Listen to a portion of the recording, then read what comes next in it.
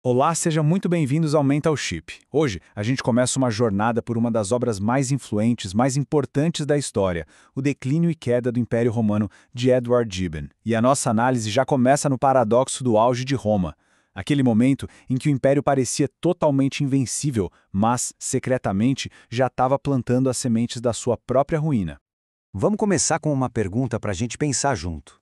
Imagina o ponto mais alto de uma civilização, sabe? O seu ápice de poder, de prosperidade. Será que seria possível exatamente naquele momento identificar os primeiros sinais da queda que viria depois?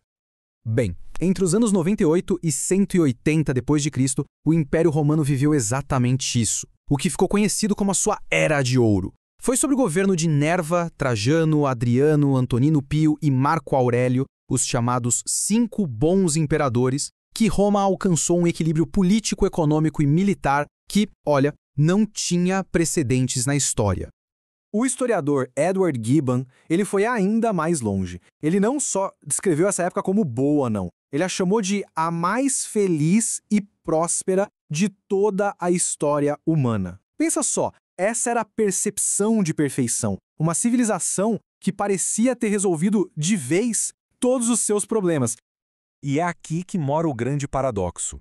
Gibbon argumenta que é precisamente no pico da glória, quando tudo parece absolutamente perfeito, que as sementes da ruína são plantadas. E não em batalhas perdidas, mas de forma silenciosa, na cultura, nos valores e no espírito das pessoas.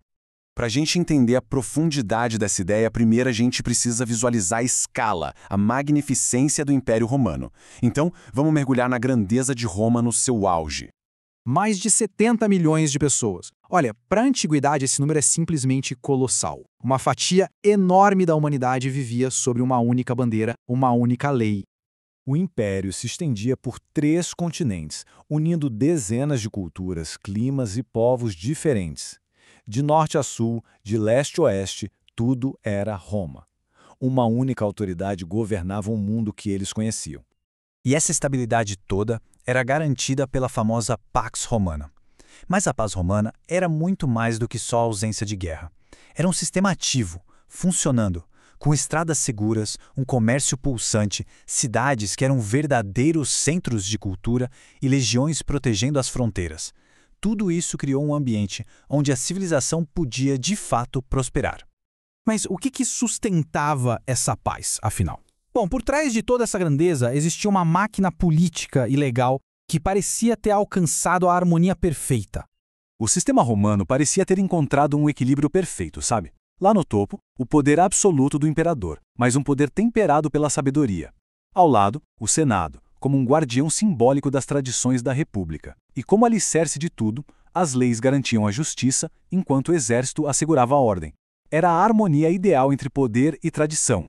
A consequência de tudo isso? Uma atmosfera de invencibilidade. O luxo, a ordem, a estabilidade, tudo convivia de uma forma que parecia permanente, inabalável. Roma parecia de fato eterna. Mas é exatamente aqui que a história toma um rumo trágico. A própria fonte da força de Roma se tornaria sua falha fatal, uma corrupção invisível que nascia do próprio sucesso. E a tese central de Gibbon é chocante de tão simples. O sucesso absoluto corrompeu a fibra moral que tornou esse sucesso possível. Aquela mesma disciplina militar e cívica que forjou o império começou a relaxar, a se dissolver no conforto da vitória. Pensa só nessa troca silenciosa. As virtudes que construíram a República, coragem, austeridade, um forte senso de dever, foram lentamente sendo substituídas pelos confortos do império. A abundância levou ao luxo. A segurança que parecia inabalável gerou complacência. E o antigo vigor romano deu lugar a uma nova indolência. A máquina imperial funcionava perfeitamente, sabe? Suas engrenagens giravam sem esforço. Mas por dentro, o espírito, aquela força interior que levou Roma a conquistar o mundo, estava se apagando. A palavra-chave aqui é complacência. Aquele sentimento de que o jogo está ganho, de que não há mais nada a aprovar ou a temer. Foi o primeiro veneno, silencioso e sutil, que se infiltrou no coração do império. E isso nos leva à grande lição universal de Gibbon, um aviso atemporal que ecoa com certeza até os dias de hoje. A análise de Gibbon nos mostra que a queda não foi um evento súbito. Não começou com os exércitos bárbaros nos portões. Começou décadas, talvez séculos antes, com a erosão interna do caráter. Roma estava se perdendo por dentro muito antes de ser derrotada por fora. E essa é a síntese de tudo.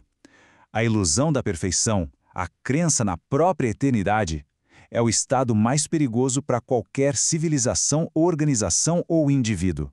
Confundir estabilidade com permanência, esse é o erro fatal. No fim das contas, a lição é esta: o poder não se sustenta sozinho. Ele é construído sobre alicerces de disciplina, de virtude e de muito esforço.